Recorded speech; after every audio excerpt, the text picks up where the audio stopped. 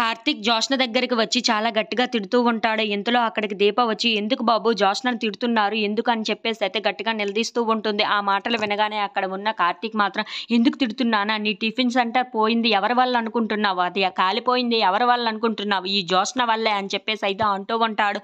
ఆ మాటలు వినగానే అక్కడ ఉన్న దీప అయితే ఒక్కసారిగా షాక్ అయిపోతూ ఉంటుంది. ఏంటి బాబు అది మీరు చెప్తుంది నిజమా అని చెప్పేసి అయితే అడుగుతూ ఉంటుంది.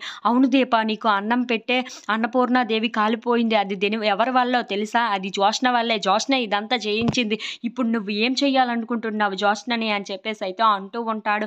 ఆ మాటలు వినగానే అక్కడ ఉన్న దీపకు చాలా కోపం వచ్చేసి జోష్న చెంప మీద చాలా గట్టిగా కొడుతూ ఉంటుంది. అది చూడగానే అక్కడ ఉన్న జోష్న అయితే ఒక్కసారిగా షాక్ అయిపోతూ ఉంటుంది. ఏంటి నన్నే కొడతావా అని చెప్పేసి అయితే అంటూ ఉంటుంది. ఇంతలో అక్కడ ఉన్న దీప మాత్రం కొట్టడం కాదు చంపేస్తాను నాకు కానీ కోపం వచ్చిందంటే అని చెప్పేసి అయితే అంటూ ఉంటుంది. ఇంతలో అక్కడ ఉన్న జోష్న మాత్రం నా గోతిని నేనే తీసుకున్నట్టుగా ఉంది అని చెప్పేసి అయితే అనుకుంటూ ఉంటుంది. ఇంతలో అక్కడ ఉన్న దీప మాత్రం మా వలన నువ్వు బాధపడుతున్నావు, మమ్మల్ని బాధ పెడుతున్నావు, ఎందుకు జోష్న ఇదంతా అని చెప్పేసి అయితే జోష్నని చాలా గట్టిగా కొడుతూ ఉంటుంది. మాకు ఉన్నది లేనిది అంతా పెట్టి ఆ టిఫిన్ సెంటర్ మీదే పెట్టాను, దాన్నే నువ్వు నాశనం చేసేస్తే నేను ఎలా ఊరుకుంటాను అనుకుంటున్నావు అని చెప్పేసి అయితే మళ్ళీ మళ్ళీ కొడుతూ ఉంటుంది.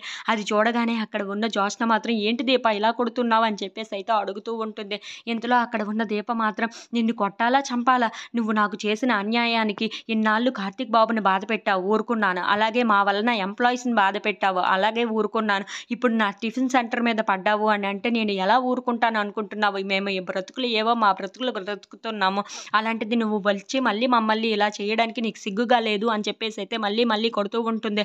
అది చూడగానే అక్కడ ఉన్న కార్తీక్ మాత్రం దీపను వెనక్కి లాగేసి నువ్వు ఆగు దీప, తనకి బుద్ధి వచ్చింది ఇప్పటికి చాలులే అని చెప్పేసి అయితే అంటూ ఉంటాడు. అలా అక్కడ ఉన్న దీపను అయితే ఓదారుస్తూ తను అక్కడి నుండి తీసుకొని వెళ్ళిపోతూ ఉంటాడు. If you like this video please like, share and subscribe.